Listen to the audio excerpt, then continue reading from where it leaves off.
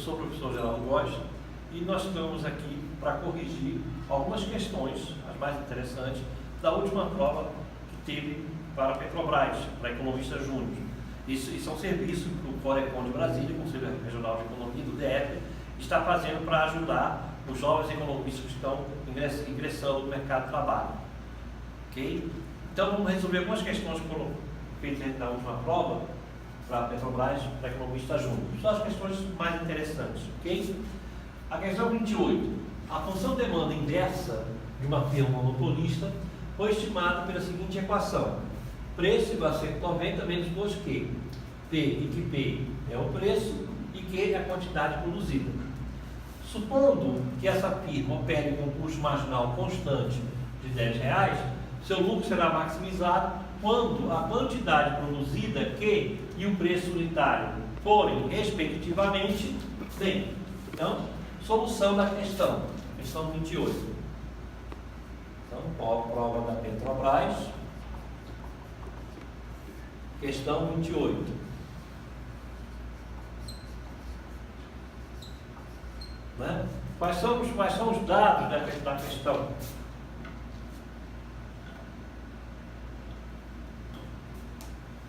Quais são os dados da questão? Ora, trata-se de uma firma monopolista, um monopólio. Ora, se é um monopólio, o que nós sabemos? Que receita marginal é igual ao custo marginal. Ok? E que o preço é igual a 190 menos 2Q. Lembrando, se o preço é 190 menos 2Q, é aquele macete. No lugar do preço, eu posso substituir pela receita marginal. Repete o termo independente e multiplica por 2 o coeficiente da quantidade, menos 4Q. Eu tenho de imediato a receita marginal. Foi dado também que o custo marginal é constante e igual a 10. Ora, então, a condição é que a receita marginal é igual ao custo marginal. Então, 10, que é o custo marginal, tem que ser igual a 190 menos 4Q. Passando para o outro lado, 4Q igual a 190 menos 10, 4Q igual a 180, e a quantidade, portanto, é 180 dividido por 4. Ok? 180 dividido por 4, que vai dar 45, a quantidade. E o preço é só substituir. O preço, então, é 190 menos 2 vezes a quantidade, que é 45. Portanto, 2 vezes 45 é 90. 190, né, menos 90 vai dar 100. Então, a resposta é, né, a quantidade é 45 e o preço é 100. Logo, a resposta da questão é a letra A. Ok? Vamos agora resolver a outra questão, que é a questão 29.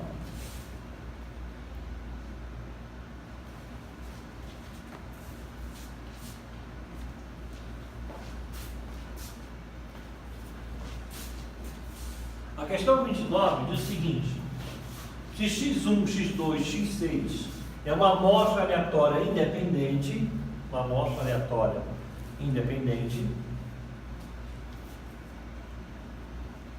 e identicamente distribuída, e D de tamanho 6, extraída de uma população com distribuição de densidade de probabilidade fx igual a alfa x elevado a alfa menos 1, se o x está entre 0 e 1, e o alfa é um número finito, menor que infinito, significa dizer que ele não é uma função, um valor que divisa, ele converte para um valor real, e f de x é igual a 0, caso contrário. O parâmetro alfa foi estimado pelo método dos momentos. A amostra selecionada forneceu que o somatório do xi de 1 até 6 era 3,6. Portanto, qual a estimativa para o parâmetro alfa? Vamos resolver então a questão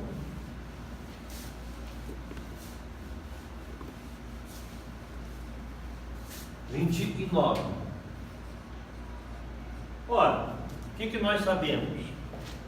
Que a média, o valor esperado de x, que é o momento ordinário de ordem 1, é, por definição, o somatório de xi sobre n.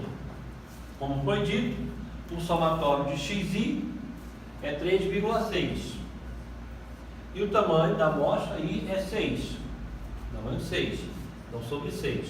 E vai dar, então, 0,6. Ok? Bem. Ora, mas a distribuição f de x, ela é igual a alfa vezes x elevado a alfa menos 1, se o seu x estiver entre 0 e 1. E 0, caso contrário. Né? Ora, quem é o valor esperado, quem é a média de uma variável aleatória?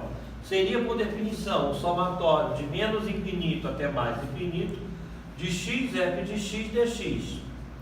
Como, fora, para x maior que 1 é menor que 0, vale 0 a função de densidade, basta fazer com apenas a integral de 0 a 1, de x vezes a função, a densidade, a probabilidade, que é alfa, x elevado a alfa menos 1 dx. Portanto, eu tenho a integral de 0 até 1 de alfa x elevado a alfa menos 1 vezes x, repete a base, que x são os expoentes. Alfa menos 1 mais 1 vai dar alfa dx. Ora, isso aqui coloca alfa fora, integral de 0 até 1 de x elevado a alfa dx. Lembrando que a integral de x elevado a alfa, a integral definida, é x elevado a alfa mais 1 sobre alfa mais 1. Variação fazendo de 0 a 1. Quando a gente fizer isso, então, quem vai ser a média de x? A média de x será alfa vezes, fazendo a variação, a fazendo com x seja igual a 1, 1 elevado a alfa mais 1 é 1 mesmo, dividido por alfa mais 1 é 1 sobre alfa mais 1. Menos a variação x elevado a 0, vai dar simplesmente 0. Ok? Então, é simplesmente alfa sobre alfa mais 1. Ora, mas foi dito que na verdade, a média de x é 0, nós calculamos, é 0,6. Então, isso aqui é 0,6. Multiplicando em cruz, nós temos que, então, que alfa é igual a 0,6 alfa mais 0,6. Isto é, passando para o outro lado, 0,4 alfa é igual a 0,6. Portanto, alfa é 0,6 sobre 0,4. Isto é, 6 quartos, que vai dar 3,2, 3 por 2, 1,5. E a resposta, portanto, da questão é a letra D de dado. Ok?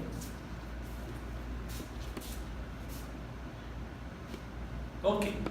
Vamos então agora à próxima questão.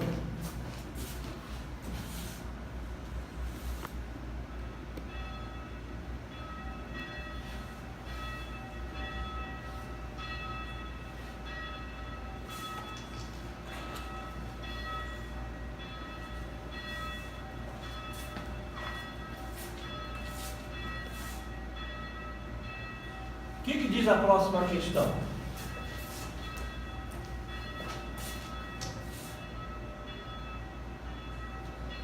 Veja, questão 30. Uma variável aleatória x segue uma distribuição uniforme, 0, 1. Na certeza de que x grande ou igual a x, a variável aleatória y segue uma distribuição uniforme. Isto é, dado x igual a x, x igual a x, a y é uma variável uniforme 0x, para cada valor de x fixado, dado. Portanto, a esperança matemática, o valor esperado de xy será igual a... Bem,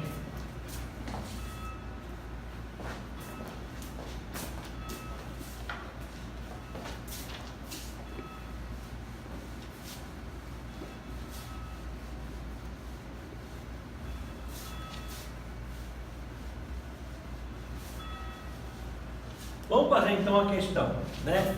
Veja, o que nós temos aí, né? Que a variável x é uma distribuição uniforme. Ah, legal. a variável x é uma uniforme, uma distribuição uniforme, 0, 1. Significa dizer que, vamos lembrar, o que é uma uniforme? AB, uma uniforme AB, é uma função do tipo 1 sobre B menos A, se teu x está entre A e B, 0 caso contrário. Ora, então quem é essa uniforme?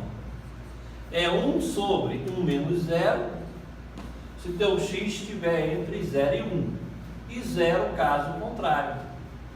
Então, na verdade, nós temos que x é exatamente isso, é uma uniforme 0, 1, que é exatamente igual a 1 menos 0 dá 1, 1 sobre 1 dá 1, é igual a 1, se teu x está entre 0 e 1, 0 caso contrário. Ok? Então, foi dito aí.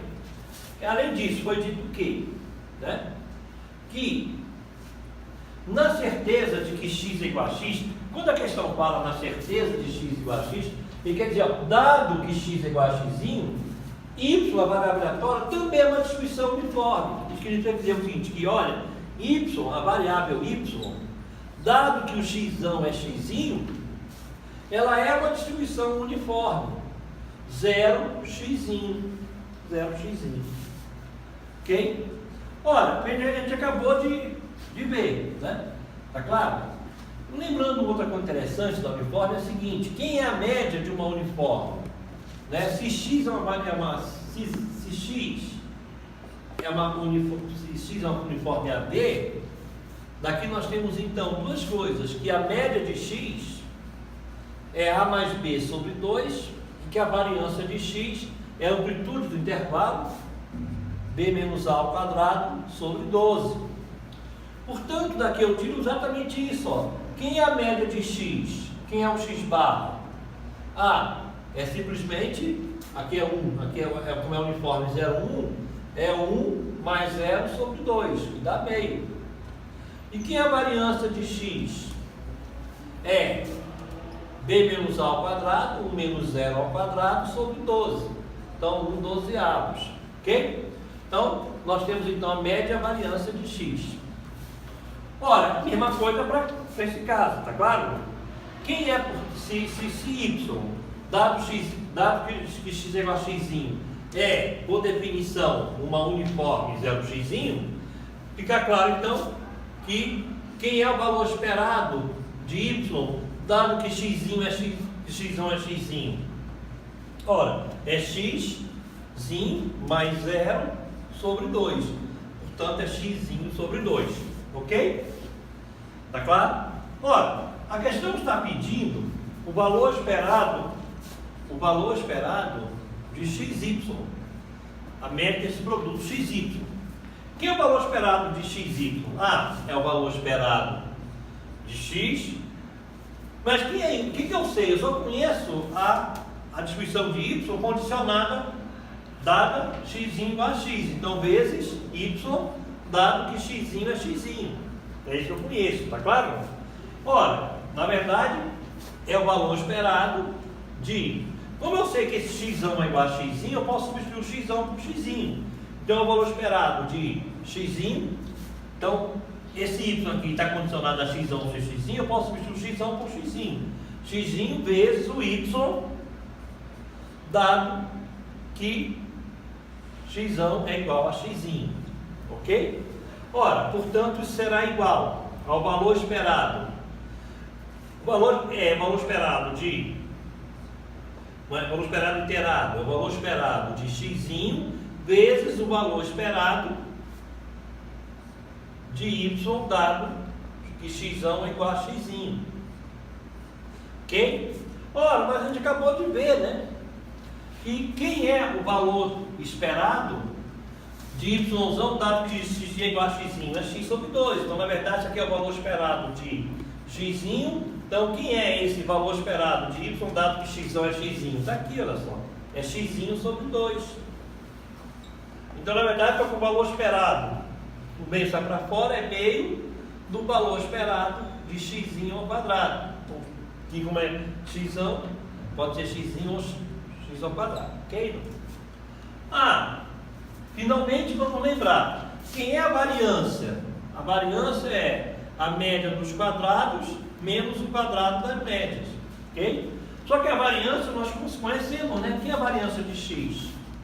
É 1/12. 1/12. Ora, o valor esperado de x2 é o que a gente quer calcular. Tá claro? Então, o valor esperado de x2 menos x barra, menos a média de x barra ao quadrado, menos meio. Né? X barra, você está vendo, é meio. Meio ao quadrado é 1/4. Meio ao quadrado dá 1/4. Então, daqui nós temos então que, tirando, né, o MMC, que o valor esperado de x2, então passando para o outro lado, seria 1/12 mais 1/4, né? Que vai dar exatamente, multiplicando por 3 em cima e embaixo, está vendo? 4/12, que é igual a 1/3. Então, ora, mas a questão pediu o valor esperado de xy. Então, logo, quem é o valor esperado de xy? Nós tínhamos visto que é meio do valor esperado de x2. Portanto, meio vezes 1/3. Portanto, 1/6. Né? E 1/6, a resposta, então, é a opção D de dado. D de dado. Vamos à questão 31.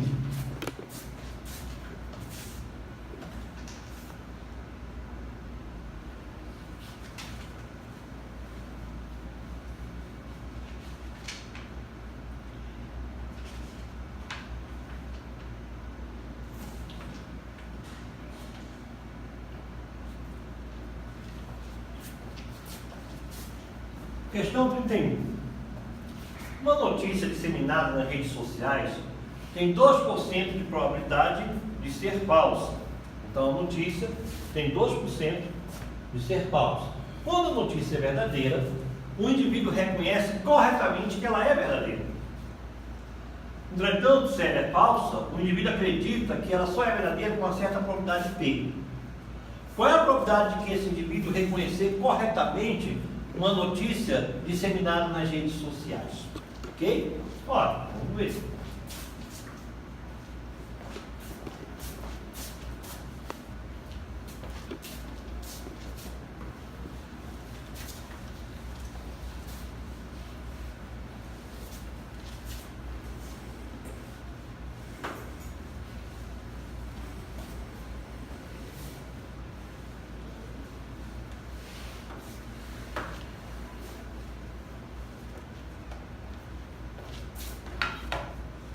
Então, veja, a questão diz que uma notícia tem 2% de probabilidade de ser falsa. Então, questão 31. Então, ó, existe ou a notícia ou ela é falsa ou ela é verdadeira. Foi dito que ela tem 2% de chance, 0,02, de ser falsa. Portanto, obviamente, 98%, 0,98 de ser verdadeira. Ora, foi dito que é o seguinte: quando a notícia é verdadeira, cuja probabilidade de ocorrer é 0,98, o indivíduo reconhece corretamente que ela é verdadeira. Então ele reconhece que ela é verdadeira. Praticamente se ela é verdadeira, reconhece com probabilidade de 100% de chance que ela é verdadeira. Porém, se ela for falsa, que tem 2% de chance de ela ser falsa, o indivíduo acredita, aqui é acreditar que ela é verdadeira, tá claro? Então, acreditar que é verdadeira, né? Então, se ela for falsa, o indivíduo pode acreditar que ela é verdadeira ou acreditar que ela é falsa. E a questão está dizendo que se ela é falsa, o indivíduo acredita que ela é verdadeira com uma probabilidade Pzinho. Obviamente, só para a probabilidade 1 menos P de ele acreditar que a notícia é falsa. Ora, a probabilidade então de o indivíduo reconhecer corretamente que uma notícia disseminada nas redes sociais, né, corretamente, qual seria então? Ora, seria então 0,02. O que é corretamente? É reconhecer verdadeira se ela for verdadeira, reconhecer falsa se falsa for.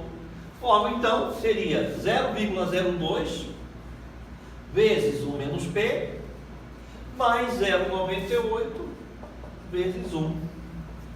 Se você fizer essa continha, você vai achar 0,02 menos 0,02P mais 0,98. Ok? Se você fizer 0,02 mais 0,98, vai dar 1. Então, 1 menos 0,02P. Que é exatamente, você vê, né, a opção B de bola. Ok? Resposta, então, B de bola. Ok, pessoal? Vamos à próxima questão.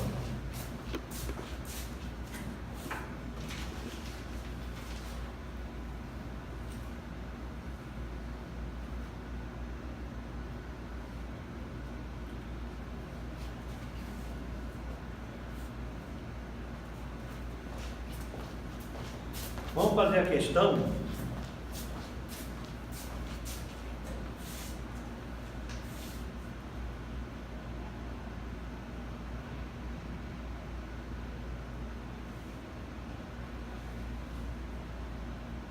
37. Questão 37.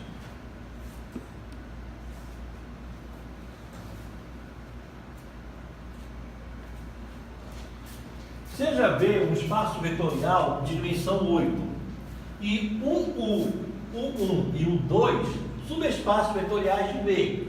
Das que V é a soma, lembra, quando você coloca um mais dentro de uma bolinha, chama-se soma direta.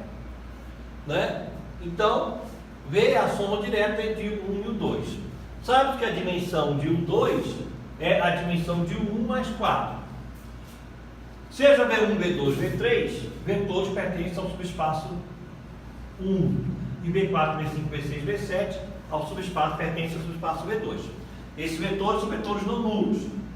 Sabemos que os vetores V4, V5, V6, V7 que pertencem ao 2, eles são linearmente dependentes. A maior dimensão do espaço gerado por esses 7 vetores, de V1 a V7, pode ter, qual será? Né? Qual a maior dimensão que pode ter? Veja.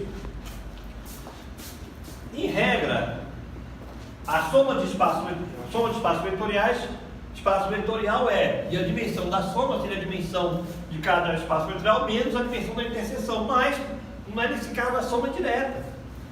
Então a dimensão de V é a dimensão de 1, lembrando que dimensão é o número de vetores linearmente independentes. Ok? Tá claro? É a dimensão de 1 mais a dimensão de U2. Só que foi dito que a dimensão de U2, então, a dimensão de V é a dimensão de 1, mas a dimensão de U2 é a dimensão de 1 mais 4. Então, veja, a dimensão aqui é um número real, ok? Não vamos fazer operações normais. Então, a dimensão, isso aqui não é espaço vetorial de dimensão infinita, é espaço vetorial de dimensão finita. Então, a dimensão de B é 2 vezes a dimensão de 1 mais 4. Ok? Não? Tá claro? Só que foi dito que o espaço vetorial B é a dimensão 8. Então, 8 é 2 vezes a dimensão de 1 mais 4. Dimensão, 2 vezes a dimensão de 1 é igual a 8 menos 4, que dá 4. E a dimensão de 1 é igual, portanto, a 2. Tá claro? Espera lá. Acontece o seguinte, né?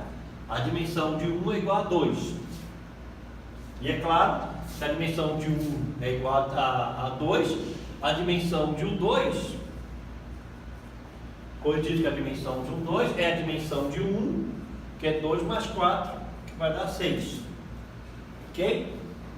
Acontece o seguinte, veja. V4, V5, V6 e V7 pertence ao 2. Mas qual é a dimensão de U2? É 6. Significa dizer que eu tenho que ter vetores linearmente dependentes. Só que veja, foi dito que V4, V5, V6 e V7 são NT, não são LI. Então um deles é combinação linear dos demais. Então na verdade eu teria no máximo, né, 4 menos 1, 3. Mesma coisa aqui para o 1, veja, a dimensão de 1 é exatamente 2. Né? Então na verdade só posso ter dois vetores aqui, no máximo linearmente independentes. Né? Então tem no máximo, né, 3 vetores independentes aqui, no máximo 2 vetores independentes lá. Logo a resposta é 2 mais 3, 5. Ok? E a resposta então é a letra D de dado. Vamos à próxima questão.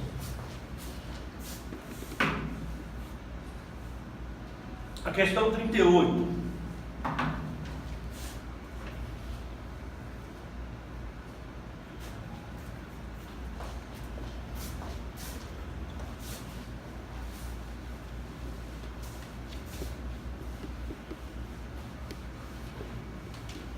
Veja,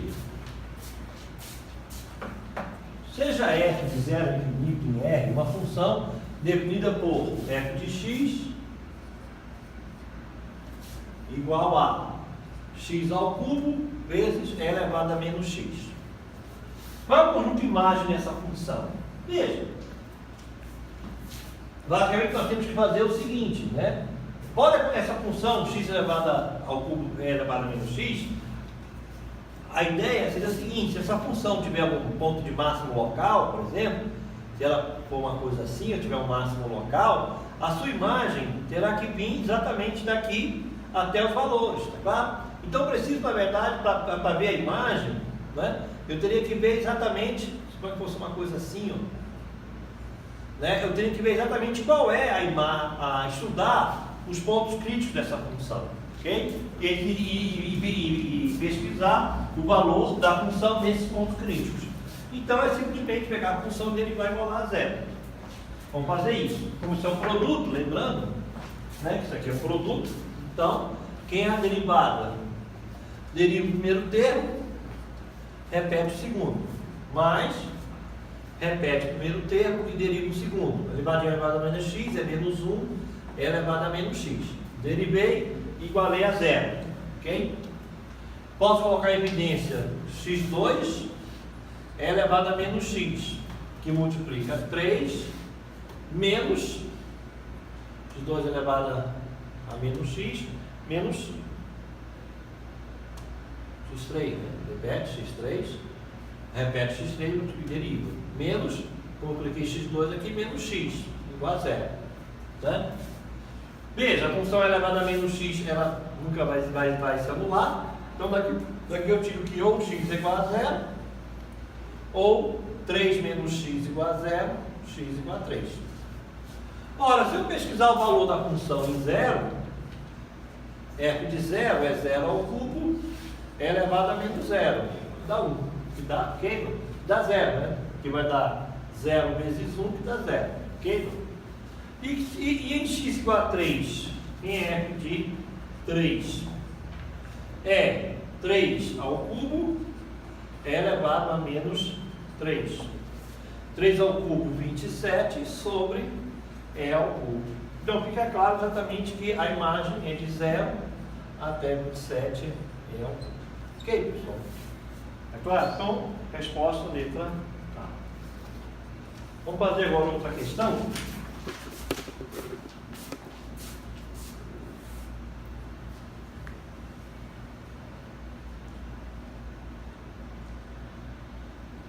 Bem,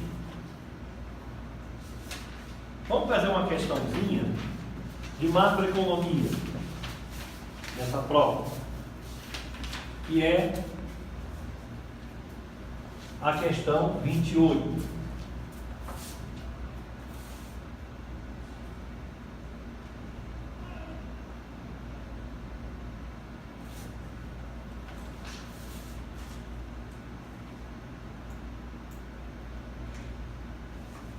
Questão 26.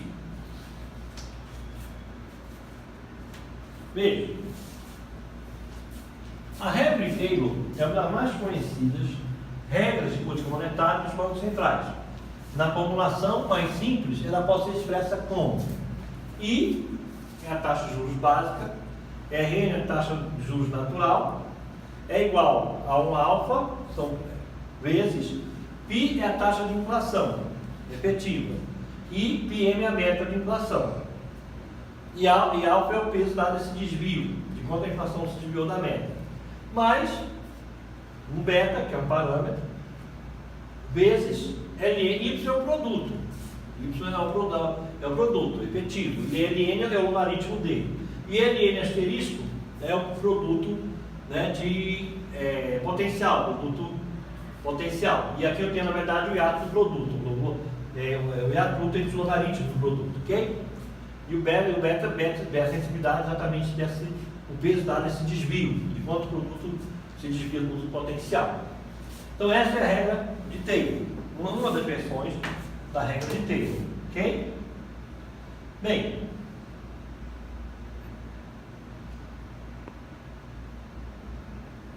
nesse contexto, suponha que o Banco Central, que confira pesos iguais aos objetivos de atingir a meta, veja, então vamos colocar aqui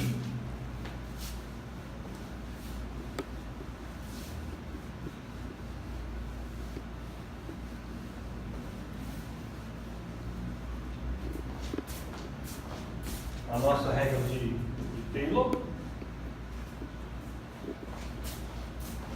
que diz que a taxa de juros nominal, IT, é a taxa natural de juros, mais um alfa, vezes IT menos a inflação meta, mais um beta, LM de Y menos LM de Y asterisco. Ok? Bem, nesse contexto, suponha que o Banco Central confira pesos iguais a atingir a meta de inflação e ao produto potencial. Se os pesos são iguais, está dizendo que alfa é igual a beta e é igual a 0,5. Ok? Eu poderia então substituir esse alfa por 0,5 e o beta por 0,5. Ok? Se as evidências confirmarem que a taxa de inflação efetiva alcança níveis inferiores à meta de inflação, veja, se a taxa de inflação efetiva, né, que é o nosso PI, é inferior, menor que a meta de inflação, significa dizer que essa diferença, se por exemplo aqui é 3, aqui por exemplo é 4, a diferença é negativa. Essa diferença é negativa. Ok? Significa então que a inflação ficou abaixo da meta. Ficou abaixo da meta. E se a taxa de desemprego ela persiste significativamente acima, se a taxa de desemprego persiste de maneira significativa acima da taxa natural de desemprego, ora, se o desemprego está acima do desemprego natural, o produto é menor que o produto de pleno emprego. Está claro? É menor que o produto de pleno emprego. Né? Ora, está claro? Se a taxa de desemprego, né, MI, como a questão está dizendo, a taxa de desemprego fica acima da taxa natural de desemprego, da taxa natural, é o contrário, é porque o produto é menor que o produto de pleno emprego. Está claro? Ok? Quer dizer, o desemprego está muito acima do desemprego natural, né? Porque o produto está muito abaixo do produto de pleno emprego. Ok? Y menor que Y chapéu, essa diferença é negativa. Ora, para manter a equação, se esses dois menos aqui estão se diminuindo, para manter a igualdade só faz sentido. O que é? O que eu tenho que fazer claramente com esse I? Reduzir. É o que está acontecendo exatamente agora. Vocês estão percebendo que o Banco Central está exatamente, o teto está atingindo o piso da banda, e basicamente e sistematicamente reduzir a taxa de juros. Ok? Está claro? Então a resposta dessa questão, então, é a letra C. Reduzir a taxa básica de juros. Ok, pessoal? Essa foi a prova da Petrobras que teve agora recentemente. Vamos fazer agora algumas questõezinhas da última prova da Transpetro.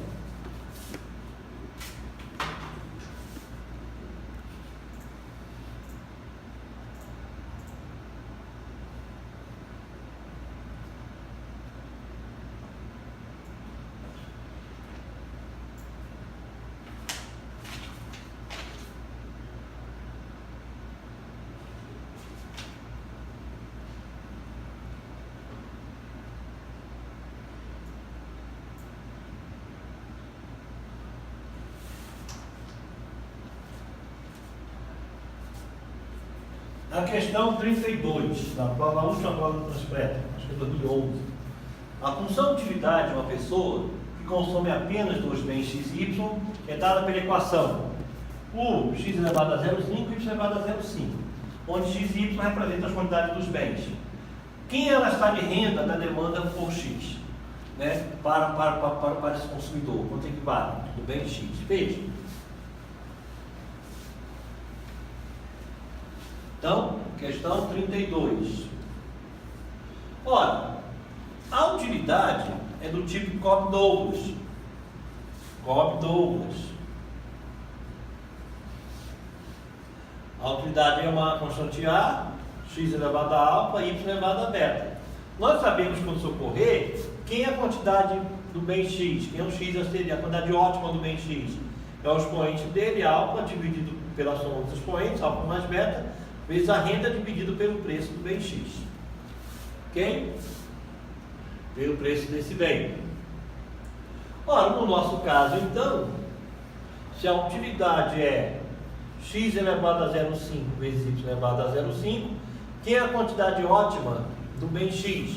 Quem é a quantidade demandada do bem x? Quem é?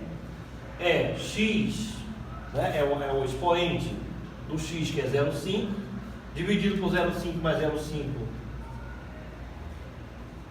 vai dar 1, vezes a renda R, dividido pelo preço dele, pelo preço do bem X. Ok? Que não foi dado, tudo bem. Mas não vou precisar. Isto é, quem é a quantidade demandada do bem X, que é a sua quantidade ótima? É simplesmente meio de R sobre PX. Ora, se preferir é meio R px elevado a menos 1. Pois bem, é muito fácil você lembrar que toda vez que a quantidade demandada no bem x, uma coisa do tipo K, preço do bem x elevado a preço do bem outro y, do bem y elevado a b, renda elevada a c, eu tenho de imediato que a elasticidade preço do bem x é Azinho, claro que esse A tem que ser negativo. Que a elasticidade cruzada é o expoente do preço do y, é B. E a elasticidade de renda é o expoente da renda, que é C. Lembre-se que a demanda é uma função homogênea de grau zero.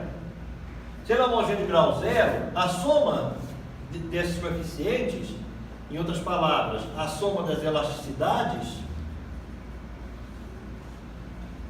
tem que ser zero, né? A soma algébrica das elasticidades, preço demanda, preço cruzado demanda e renda, é algebricamente nula, né? Então, de imediato, eu sei que a elasticidade de renda é o expoente da renda. Ora, quem é o expoente da renda aqui? Claramente, ó, o expoente da renda é 1. Então, a elasticidade de renda é unitária. Trata-se de um bem normal. E ela está de renda unitária. E a resposta, portanto, é a letra C. Ok, pessoal? Vamos a outra questão, que é a questão 33.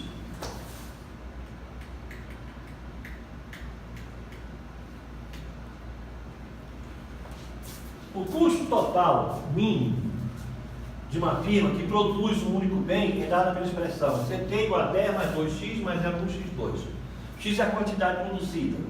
Se x é igual a 10, que é o custo marginal de produção? Claro, muito simples, né? Por quê? Porque custo marginal é o custo de se produzir uma unidade a mais. A última unidade, é o custo da última unidade produzida. Então, Quem é o custo marginal? É a derivada do custo total em relação à quantidade.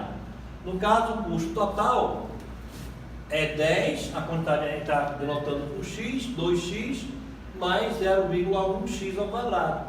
Portanto, quem é o custo marginal? É só derivar. Derivada de 10 é 0, derivada de 2x em relação a x é 2, derivada de 0,1x ao quadrado, o 2 vai descer multiplicando, 0,2x elevado a 2 menos 1, que é x. Então, o custo marginal é simplesmente isso. Substituindo 2 mais 0,2 vezes a quantidade de x, que é 10. 0,2 vezes 10 dá 2, 2 mais 2, 4. Então, a resposta da questão é item B de bola. Ok?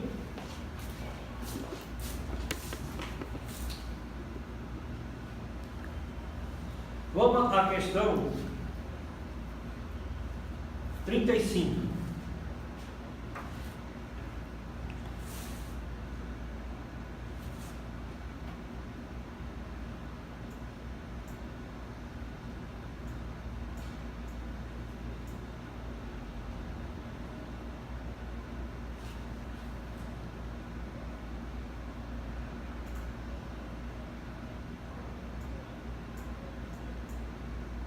Veja.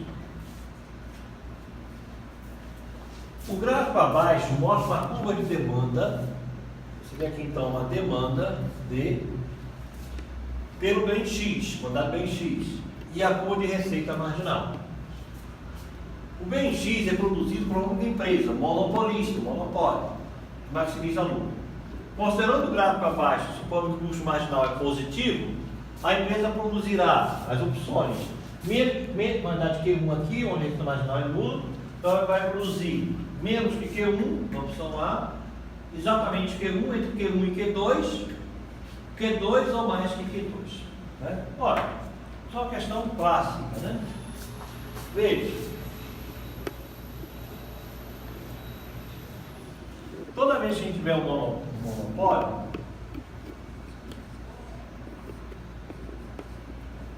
a demanda de um monopólio é a demanda do próprio mercado. Né?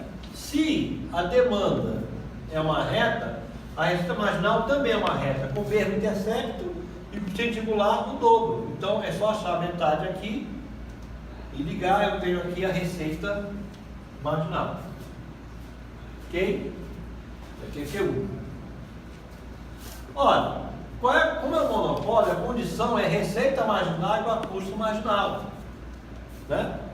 Lembrando o seguinte, que se esse ponto é ponto médio, esse ponto também é ponto médio. E nesse ponto médio, portanto, nós temos que a elasticidade é unitária, a receita total é máxima, e como você está vendo, a receita marginal é nula. E ao preço médio. Preços acima do preço médio, a demanda vai ser elástica. Então, o que eu percebo? Exatamente isso. A qualquer preço acima do preço médio, o que é mesmo de dizer, a quantidade é menor que a quantidade Q1, a receita marginal é positiva e a demanda é elástica. Ok? Está vendo? O trecho é elástico. Como o custo marginal é positivo, foi dito que o custo marginal é positivo, eu tenho uma receita marginal positiva. Para ter uma receita marginal positiva, só se for um trecho elástico, isto é, o preço maior que o preço médio, ou a quantidade Q menor que Q1. E a resposta é exatamente isso, a quantidade de Q tem que ser menor que Q1. Para eu ter uma receita marginal positiva. E a resposta, portanto, menos que Q1, letra A. Ok? Uma próxima. Questão 36.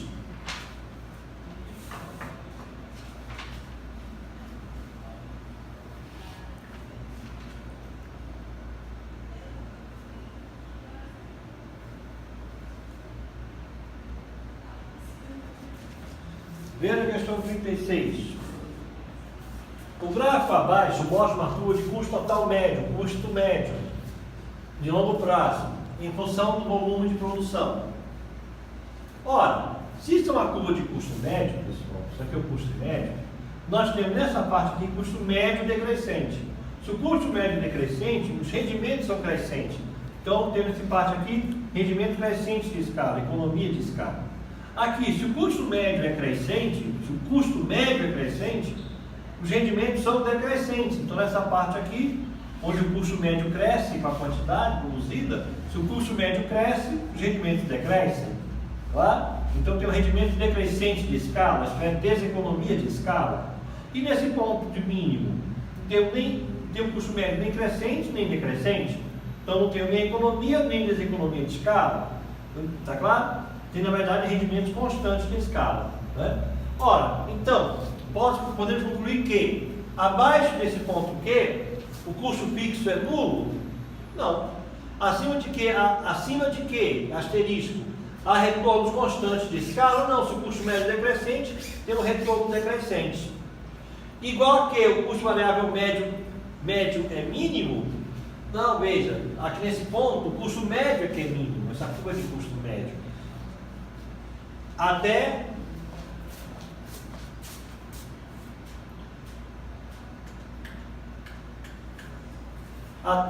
que o custo marginal é igual ao custo variável médio?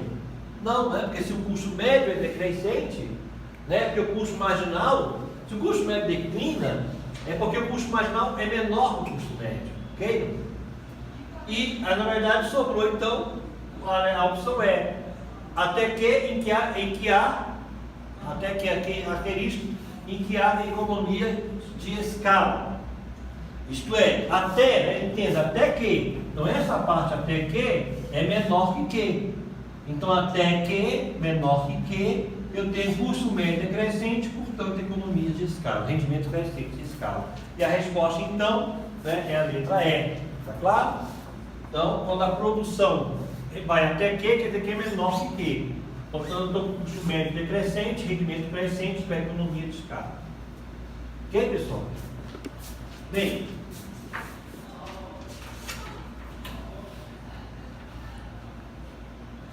vamos fazer uma questão de macro, a questão 26 e a questão 27. Anota essas duas últimas questões.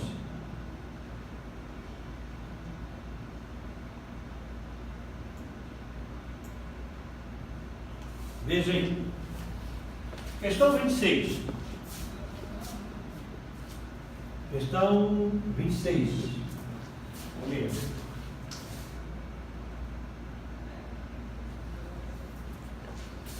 O PIB de um país, de um certo período, ele é sempre maior que o Produto Nacional Bruto? O PIB é sempre maior que o PNB? Não. Vamos lembrar que qual é a diferença entre PIB e PNB? É a renda líquida enviada ao exterior. Né? A diferença é quem é o produto interno bruto? É o produto nacional bruto mais a renda líquida enviada ao exterior. A diferença entre produto interno nacional é a renda líquida enviada. Portanto, se a renda líquida enviada é positiva, então o PIB, né? Se o PIB é o produto nacional mais um positivo, é porque o PIB é maior que o produto nacional bruto. Contrário, se a renda líquida enviada é negativa, é o contrário, né? O produto nacional bruto é que é maior do que o PIB, ok? Então, o PIB é sempre maior que o produto nacional? Falso. Sua dependência da renda líquida enviada é positiva ou negativa, ok? Não? Então, item A, falso, né? Incorreto. B, o PIB é sempre maior que as importações do país? Não, olha que interessante. Quem é o PIB? C mais I pela alta despesa. Consumo das famílias, mais investimento, mais gasto do governo, mais exportações, menos importações. Ora, você diz, então o PIB é sempre maior que as importações do que as exportações? Não.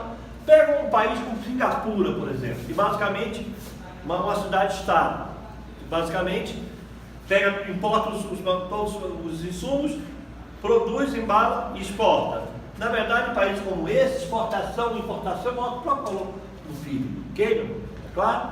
Então, falso. C. O PIB aumenta se o valor das ações das empresas nacionais diminui. Né? Então, o PIB aumenta se o valor das ações das empresas nacionais diminui. Veja, o que é PIB? Falso. O que é o PIB? PIB é o valor em unidades monetárias dos bens e serviços finais produzidos por uma economia. Para o PIB aumentar, a produção tem que aumentar. E não simplesmente o valor dela aumenta. Ok? E mesmo porque se essas empresas foram produzidas em anos anteriores, o valor delas nem entra no PIB. Só vai entrar no PIB o valor dos bens e serviços produzidos num determinado ano, no ano daquele PIB. O que é negociado em bolsa não entra no PIB, é uma mera troca de totalidade. Ok? Falso. Letra C, falso. Letra D. O PIB diminui se o superávit do balanço comercial aumenta. Veja, você pode pensar aqui, ó, né? PIB, C mais I mais G, mais X menos M. Se esse superávit aumenta, do balanço, grosseiramente falando, do balanço comercial, se o X menos M aumenta, o PIB aumenta. E a questão está dizendo que diminui, então falso. Quer dizer, por exclusão, deve ser a letra E. Vamos ver a letra E? Deve ser a letra E. O PIB contabiliza a produção interna de bens e serviços finais do período. Verdadeiríssimo. PIB é a produção no país, dentro do país. Tudo que é produzido internamente de bens e serviços finais, não importa se por empresas brasileiras ou não, ao PIB, ao produto interno brasileiro pertence. A produção da IBM do Brasil, dentro do Brasil, pertence ao produto interno brasileiro. A produção da Petrobras na Bolívia pertence ao produto interno da Bolívia. Tá claro? Então é a produção interna. Ok? Ok. Questão 28. Vamos fechar a questão 28. Veja.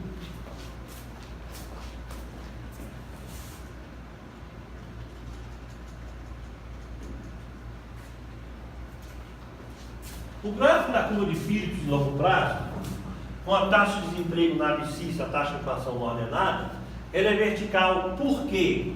Por que ela é vertical? Porque no longo prazo, né, a curva de Phillips é vertical. Veja, a curva de Phillips, ela mostra um trade-off entre inflação e desemprego. Se a gente coloca no eixo vertical, taxa de inflação, PIB, taxa de inflação, e no eixo horizontal, taxa de desemprego,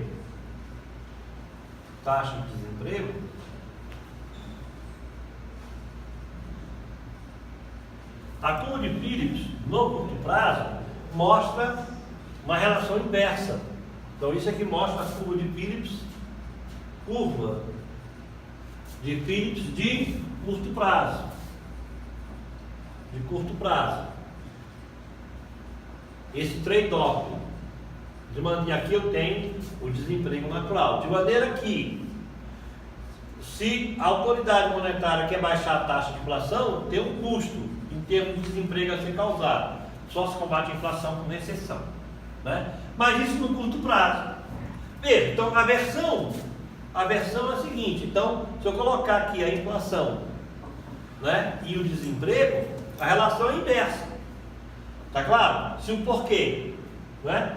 Se o desemprego aumenta, a inflação cai, desaquece a economia. Se o desemprego diminui, a inflação aumenta. Okay? A relação inversa, menos. Acontece o seguinte: sempre existirá um desemprego que é o desemprego natural. Eu quero aquele desemprego que ultrapasse o desemprego natural. E não é porque o desemprego aumentou 1% que a inflação cai 1%. Então eu penso numa elasticidade da inflação ao desemprego. As expectativas inflacionárias deslocam essa curva de Phillips para a direita. Já uma expectativa deflacionária desloca a curva de Phillips para a esquerda. Então tem aqui a expectativa inflacionária. Ora, tudo isso basicamente são inflações de demanda, mas tem uma inflação que é a inflação de oferta, que é imprevisível, que é um choque de oferta. Então tenho aqui a equação da curva de Phillips. A equação da curva de Phillips. Ok? Ora, você percebe então que eu tenho a questão das expectativas. Tem duas maneiras de você, em regra, formar essas expectativas. A expectativa inflacionária para o período, ou pode ser a inflação que ocorreu no período anterior, se você está com uma expectativa adaptativa,